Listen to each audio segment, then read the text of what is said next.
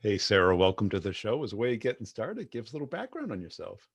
Oh my goodness. Yes. Sarah Crow. I work in healthcare technologies, selling to health IT into large health systems.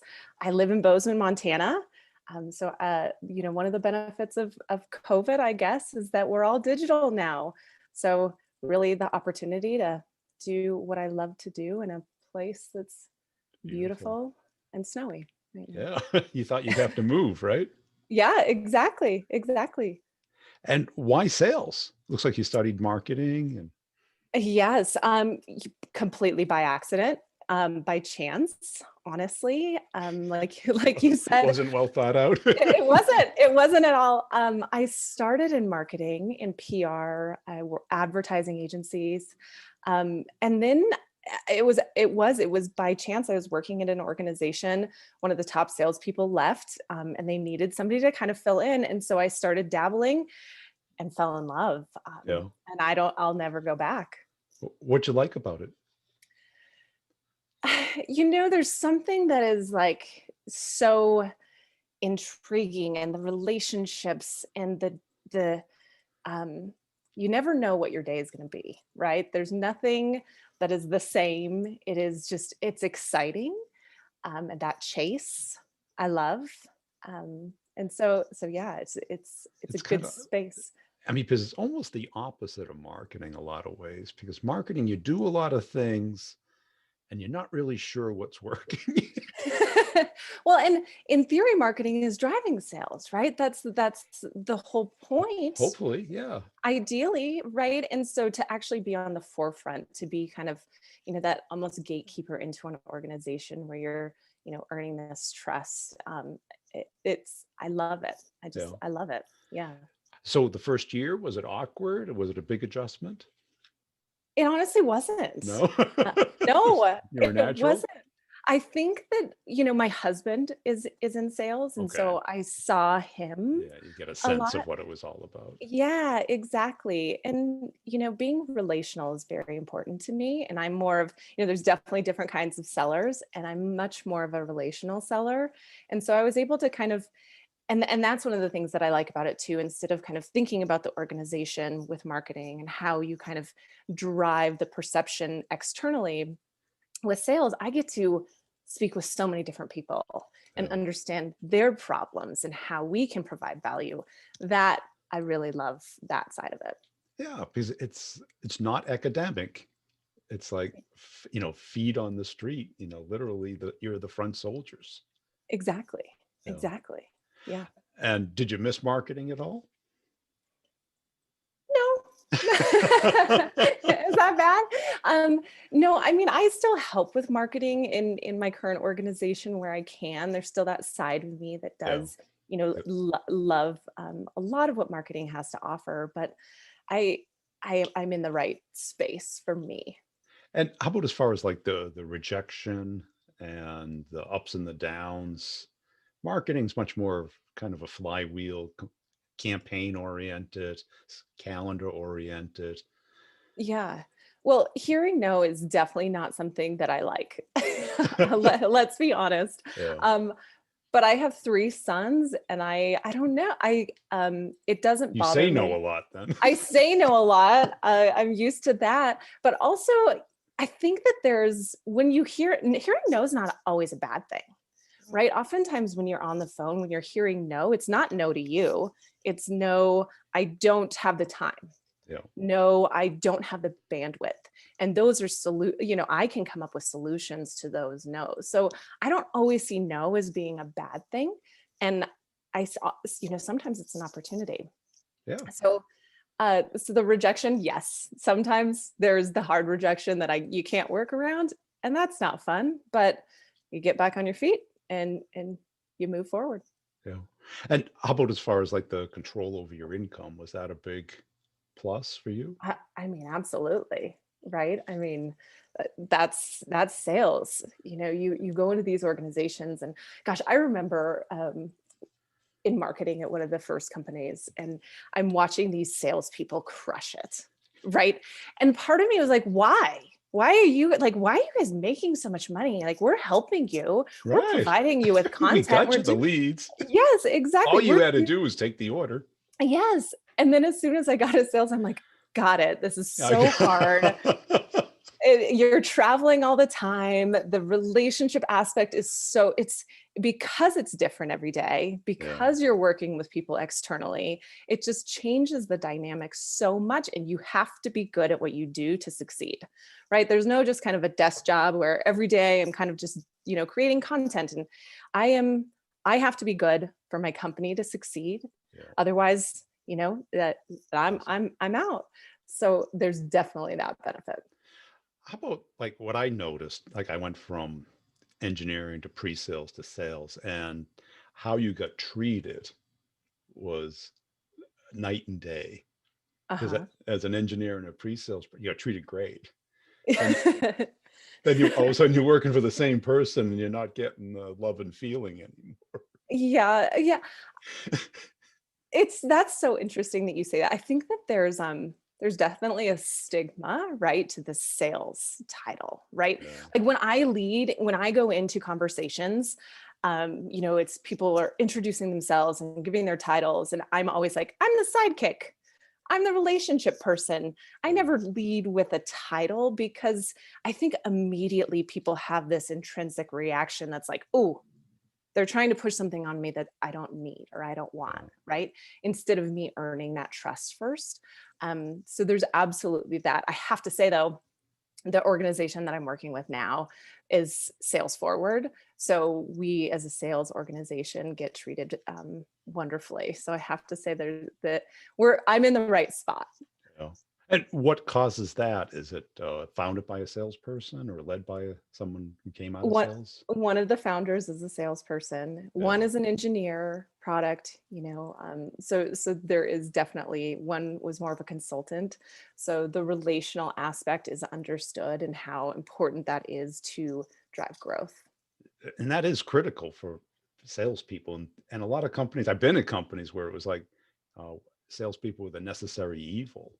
Yeah, Didn't get equity. Only the engineers got equity. You get commission, you don't get equity. And you're like, who's out there creating a market for your product?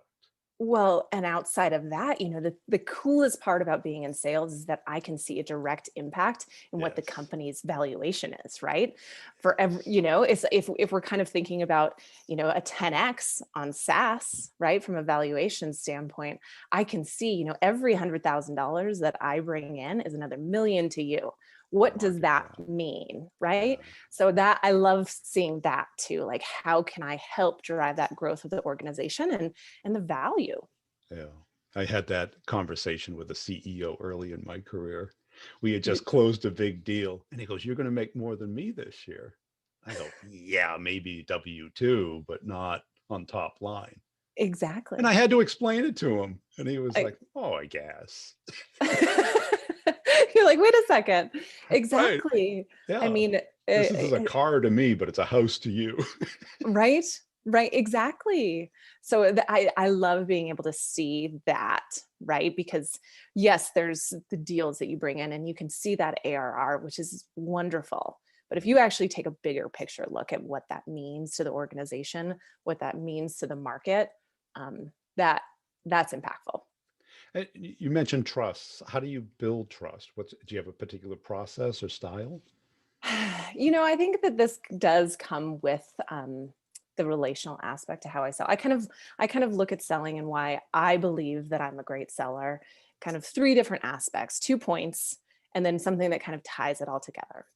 So the first is passion. Like, of course, you're going to hear that from sellers, right? The first is passion, but But it's passion for what, though? exactly. So it's not just passion for selling, it's passion for what you're selling. Yeah. It's passion for what you do, right? Like right now, I have this distinct opportunity to work for an organization where I believe in the mission and vision. I believe in the leadership. I believe in the product that we're selling and the value that it brings, right? So I'm just you can tell when a seller doesn't believe in what they do.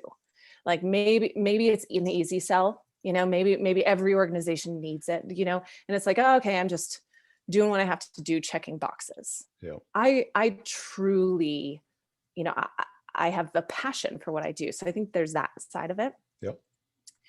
And that helps drive the trust, right? It But then comes the through. other, Yeah. yeah, yeah.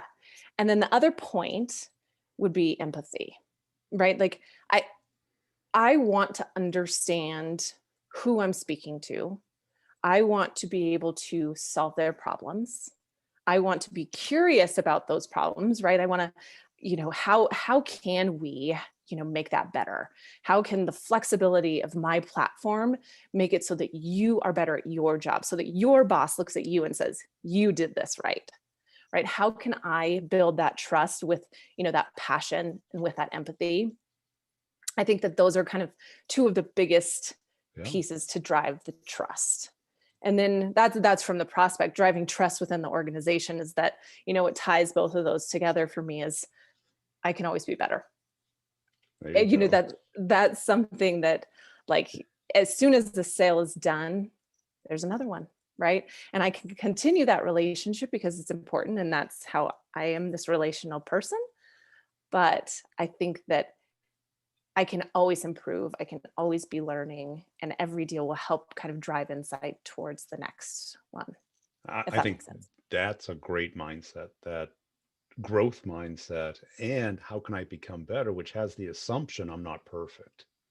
D- yes, far from it, Right. right? Because the question I always asked myself about a deal is, what don't I know?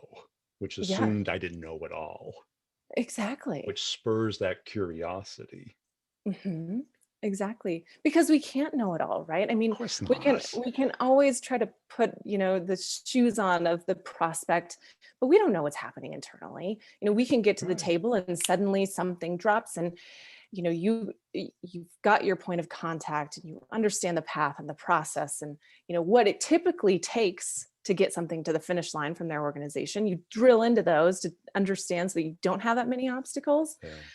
But every organization is different. Right. So And we're assuming that they even know. exactly, And it's our exactly. jobs to kind of walk them through that process, to have them think about the alternatives, because they're probably not doing that. They, hmm they give you some feedback, they tell you what they like, they tell you what they don't like. But how does it compare to doing nothing? How you're doing it today? How you're doing it a different way?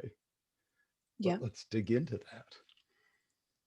Well, and I think that that's also why right now we've all had this big shock with COVID. Yeah.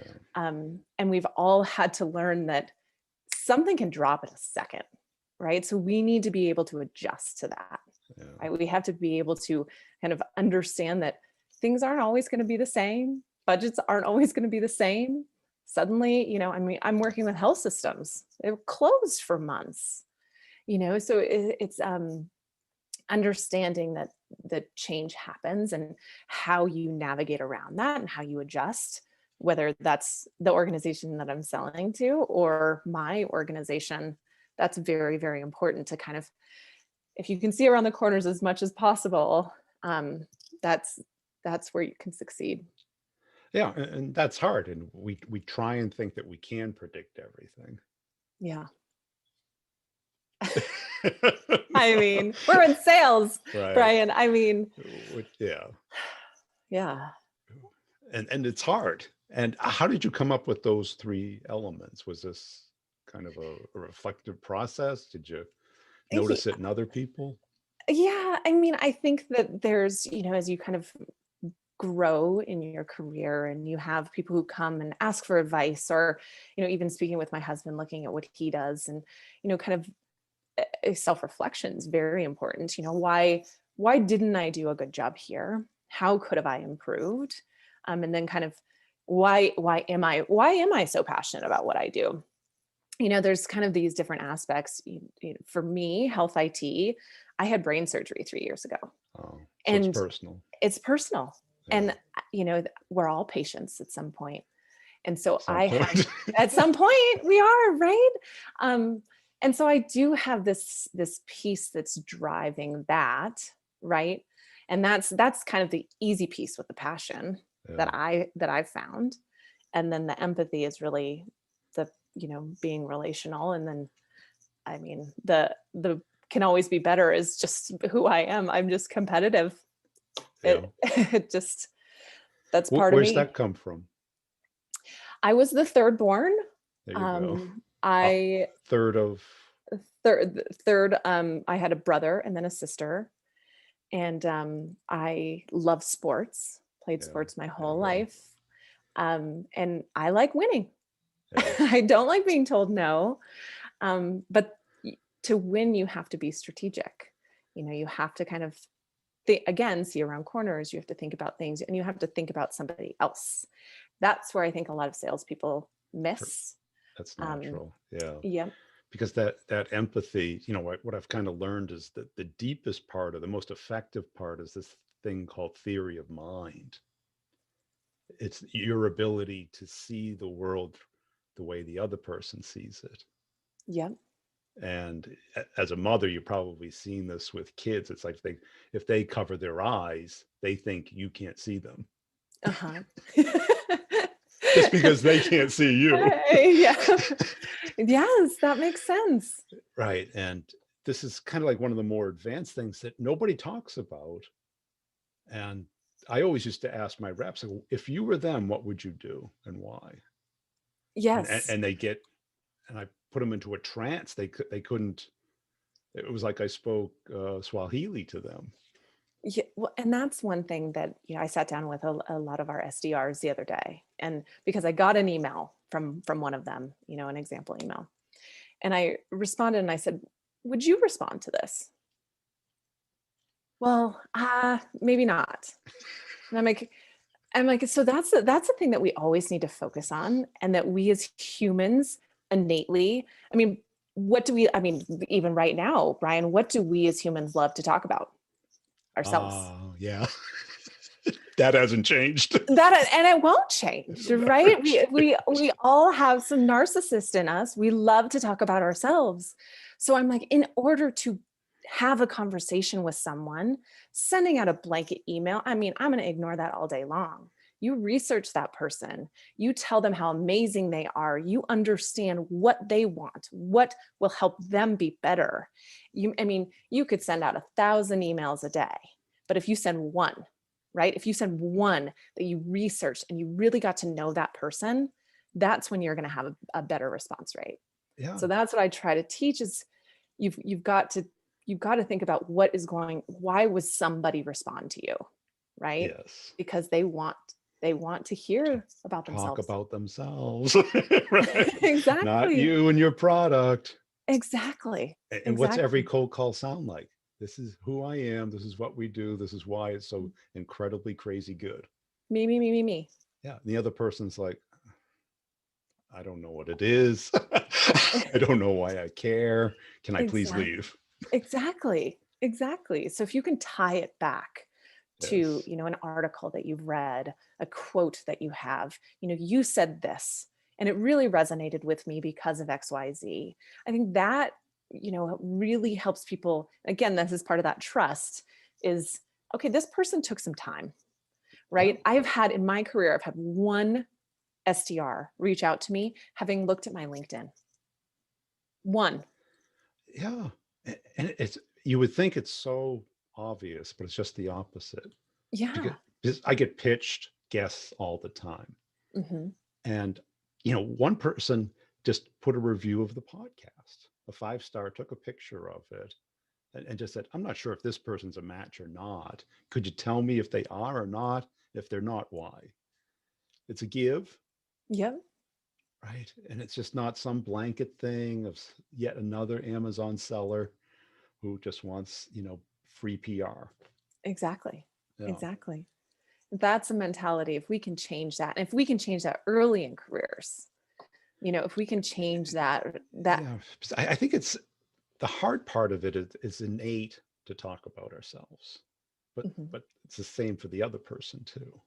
mhm, exactly. Can you change? Is it easy to change that? Oh, I think you can change process, Yeah. right? I think you can change process early in those when you are just kind of hustling, trying to get meetings and whatnot. I think you can change people's process and help them understand. It also has to come from leadership of these teams. Yes. So often it has been numbers, numbers, numbers, dials, dials, dials. If it's not quality, it doesn't matter. It doesn't matter. It doesn't matter. It's counter effective because people get burnt out. If you have to do 50 dials, you can't do any research. You can't find out what the person cares about.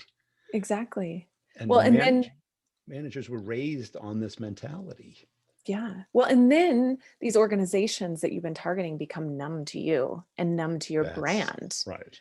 right? You only have so many opportunities to get that great first impression, right? And so if you're constantly hitting people with things that is just not useful, then suddenly the entire brand that comes with the next sales rep too is done to them. Yeah. That opportunity needs to start earlier where you are engaging in a way that is productive, and that again provides value. Because so much of what we sell requires a conversation, not a pitch or not a commercial. Yep, exactly. You know, I'm sure what you sell requires a conversation. It absolutely does. Yeah, it absolutely does. It requires so many conversations. I mean, I'm in healthcare. It's not like we're moving quickly over here. Um, so yes, I mean, getting that individual on the phone for the first time um, is, I mean, that's the spot. That's the starting spot, and that is so vital to the process that we can't have so many misses before that happens. Even if you do suddenly get somebody on, they already have a bad taste in their mouth. Yeah. So And when they see your caller ID come up or your voicemail, do they want to listen to it? exactly. Even if they don't have to, Yeah. because they know you have their best interest in mind, which Hmm. is trust. That's the trust. Yeah. Somebody can like me all day long, Right. And that's but they're part not of gonna. it. You got to Yes, get to trust. you have to earn that trust. People can buy from a company, maybe, but they're really, and this is why I love selling, because I feel like I'm that gatekeeper. you know Trust, integrity, honesty, that means a lot to me. I want to, when I have these conversations with an organization and I'm speaking to what we can do to provide this value, we have to, as an organization, be able to support that, Yes. because I'm not gatekeeper to the trust of everything that's going to flow from. It's not just a deal, right? This is a partnership. These become people who then speak to other people. In my head, every single deal should turn into 4 or 5 partnerships, right? Because they should go out and they should tell other organizations. So that is so important to me. And that's why I love this kind of being at the forefront of saying, okay, you can trust me in this organization because this is the value that we provide. And we are going to make sure that we do provide that value. And give us a sense of what your company does and how complex it is for the customer to buy it and change it and implement it. Yeah. So we do an experience management platform, which is really real-time text messages. Okay. So we can, think about consumers from every level, from the start to their interaction with your company to the finish. We can provide a lot of value as consumers. So why aren't organizations taking that feedback and making changes, right?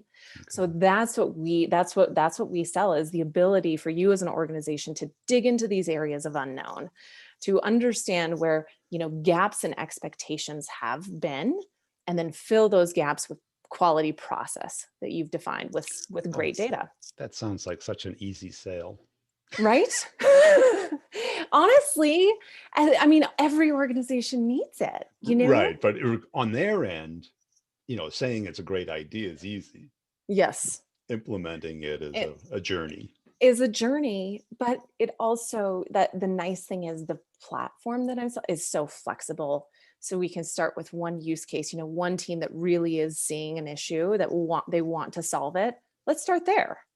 right? And then the integration aspect is a very easy lift from an IT perspective. So Yeah. that's not an obstacle that we have. So we can kind of get this data feed moving easily. So it really is, if we can find that, individual who has a problem and wants to figure out how to be better, that's where we succeed. And where do you start within an organization? Is there a particular persona that has this problem to solve?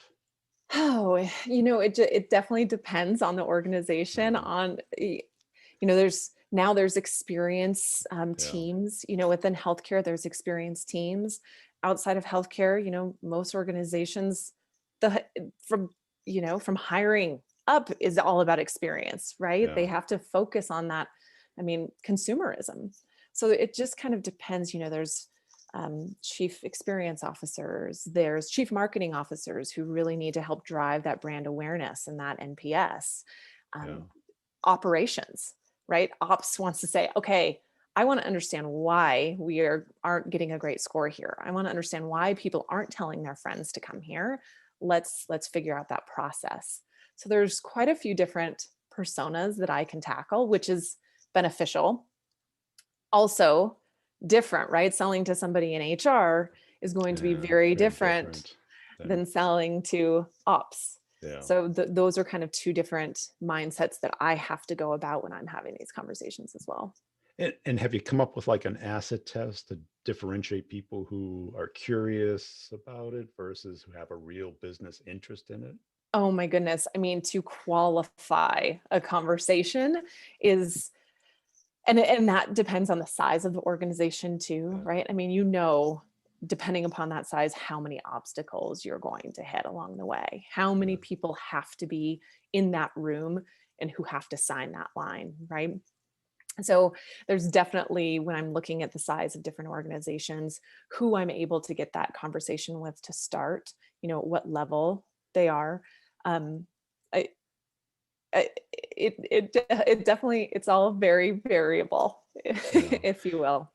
And is it typically an event causes it, or somebody's passionate about their NPS score or their reputation, or they're a Yeah, major shareholder? yeah, usually when I'm targeting and reaching out to people, it's those people who are innovative, right? Those people who are willing to kind of take a chance, who want to do something different. Yeah. There's those individuals, again, the experience, those people. But right now, right, with COVID, there is this distinct opportunity for change, right? And there's this distinct opportunity for gaining brand loyalty. Everyone has been holed up for months, not shopping, maybe some online, not going out, not going to the doctor, right? So if I've gone to a couple different doctors, an urgent care here, the health system down the street, I mean, when I have to go back, I'm most likely going to go back to somebody who's been engaging with me, Yes. asking how I'm doing, not waiting until after an encounter happens, but who's been letting me know the status of the world, in the meantime. So, right now, in every vertical, definitely a distinct opportunity to build awareness, build loyalty Yeah. by engaging with people throughout their entire life cycle with your organization. And I got to believe it's much stickier than email. Oh my goodness, much Yeah. stickier. And we all always have our cell phones in Right. front of us. Unfortunately, but it's the path of the world. I mean, I get emails all day long, and it's just noise. I'm not going to go and check out an email to, Fill out a it's survey. exactly. And that's what this is, why it's beneficial. It's not just, a survey. It's like, help me define your preferences so that next time you're here, I can manage around that. I Yeah. can define a process and an experience around what matters to you as a person, and then looking at the entire population of constituents, what Yeah. matters most to them. So that right now there's an opportunity for so many organizations to, instead of being passive, I think a lot of organizations they watch social media to see if they have a bad review. They Well, wait until somebody's in the store. Why aren't you engaging before? Right. Because by the time they go on to Google or Yelp, who goes on there?